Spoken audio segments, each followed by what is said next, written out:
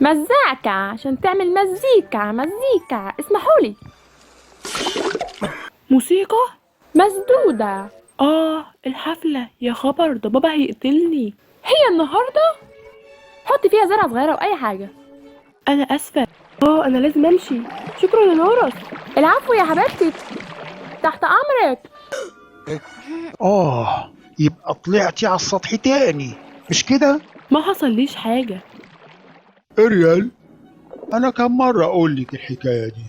كان ممكن حد من الهمج دول يشوفك، حد من البني ادمين دول. بابا بس هما مش همج. دول خطيرين. انت بنت صغيرة متعلقة في سنارة اكلت لحوم السمك دول. أنا عندي 16 سنة، أنا ما بقتش ما صغيرة. تتكلميش معايا بالطريقة دي يا بنت. أنا طول ما انت عايشة في لو محيطي لازم تسمعي كلامي. ممكن بس تسمعني. ولا كلمة واحدة. مش عاوز اسمع ابدا انك طلعتي على السطح تاني. كلامي مفهوم؟ لو كنت أقدر أفهمه. أنا مش قادرة أفهم وجهة نظره. إزاي في ناس بيعملوا حاجات جميلة زي دي ويبقوا وحشين؟